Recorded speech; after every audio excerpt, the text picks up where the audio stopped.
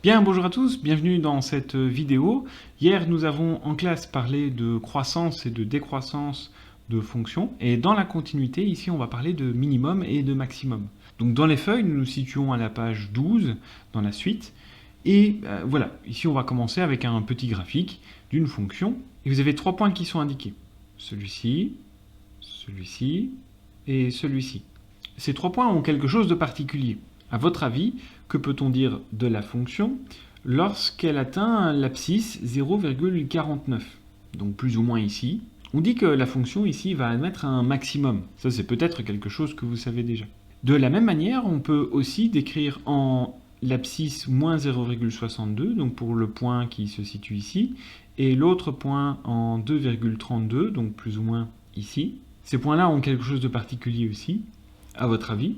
Comment les mentionne-t-on?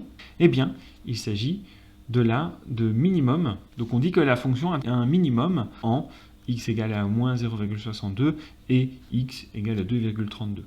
Alors comment repère-t-on un minimum et un maximum? Alors, pour un minimum, ici, eh bien, on peut voir que c'est le point le plus bas de la courbe.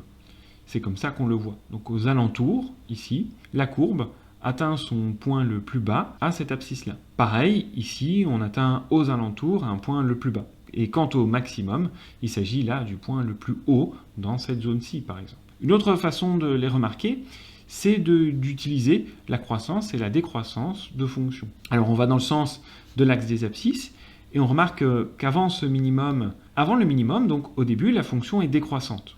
Elle descend. Elle atteint son minimum, et après le minimum, elle devient croissante. Donc, avant un minimum, la fonction est décroissante. Après un minimum, la fonction devient croissante. Quant au maximum, avant, elle est croissante et après, elle est décroissante. C'est une façon de repérer un minimum et un maximum. Alors, comment on peut définir un maximum? D'ailleurs, quand on parle de maximum ou de minimum, on peut être un peu plus précis. Puisque, tout à l'heure, je vous ai dit que dans cette zone-ci, le point qui est ici est le point le plus haut. Et oui, en effet, plus tard, la fonction, ici par exemple, devient plus haute que ce maximum ici. Donc en fait, ce point-ci n'est pas forcément le plus haut de la fonction. Donc 0,94 n'est pas forcément le maximum de la fonction, n'est pas le maximum global. On parle alors de maximum local, puisqu'il est maximum dans cette zone-ci, dans cet intervalle, dans ce voisinage. On peut alors donner une définition mathématique précise de maximum local, comme ici. Je vais illustrer cette définition sur un petit schéma que voici. Alors voici une fonction tracée, et je regarde dans l'intervalle de moins 1 à 3. Donc je vais dire que mon intervalle que j'appelle i est moins 1, 3. Dans cet intervalle, eh bien, on a un endroit, on a une abscisse A, qui fait qu'on va atteindre ici un maximum. Et comment on sait qu'on a un maximum? Eh bien parce que l'image de A, ici, est l'image la plus grande que l'on peut atteindre. Pour n'importe quel x que vous allez prendre dans cet intervalle, eh bien son image sera toujours plus petite que celle de A. Et donc mathématiquement, on l'écrit comment? Eh bien on dit que f atteint un maximum local en la valeur A de l'intervalle i, si quel que soit le x que vous prenez dans cet intervalle, peu importe la valeur x que je prends, son image sera toujours plus petite que celle de A. De plus, comme f de A est l'image la plus grande, c'est le maximum, c'est ce qu'on appelle du coup la valeur du maximum, ou le maximum tout simplement, est f de A. Cette valeur-ci, qui est 2 sur mon graphique, 2 serait nommé le maximum, qui est atteint en 1. De la même manière, on peut définir un minimum local. Disons cette fois que ma fonction ressemble à ceci et que l'intervalle dans lequel je regarde mon minimum soit à moins de 1. Sur cet intervalle, en A, qui ici vaut moins 1, l'image de A est f de A et on peut voir que c'est l'image la plus petite qu'il est possible d'atteindre. Ça veut dire que pour n'importe quel x que l'on va prendre dans cet intervalle, l'image de x sera toujours plus grande que celle de f de a. Et donc la définition est la suivante. On atteint un minimum local en une certaine valeur a, ici, de notre intervalle, si à chaque fois que je prends un x, donc pour tout x appartenant à un intervalle, l'image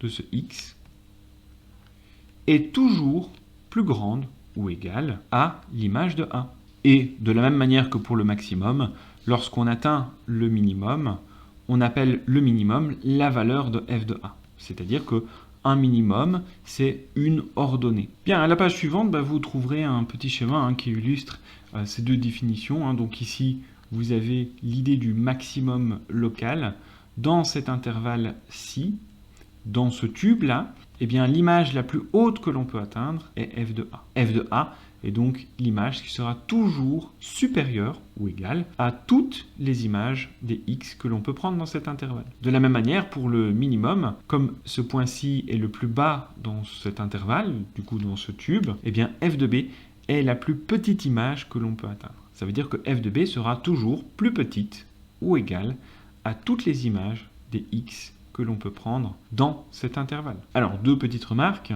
Si l'inégalité est vraie pour tout x appartenant au domaine, ça veut dire que si vous avez que l'image de f de b est la plus petite pour n'importe quel i, donc ça veut dire que si on prend l'intervalle qui s'étend sur tout le domaine de la fonction, on dit alors que le minimum est un minimum global. S'il est minimum partout, pour toute la fonction, c'est un minimum global. De la même manière, pour le maximum, s'il est maximum partout, c'est un maximum global. Et ce qu'on appelle extrémum, c'est une valeur extrême, c'est-à-dire un maximum ou un minimum. Si on revient donc à notre exemple de juste avant, avec nos deux minima et notre maxima ici, donc on avait dit qu'en 0,49 ici, on atteint un maximum, et on peut préciser, puisqu'il n'est pas maximum sur toute la fonction, puisqu'il est dépassé à certains endroits, eh bien ce n'est pas un maximum global, mais un maximum local. En moins 0,62, donc ici, on atteint un minimum, mais comme pour le maximum, ce n'est pas le point le plus bas de la fonction, puisqu'on peut aller encore plus bas. Donc,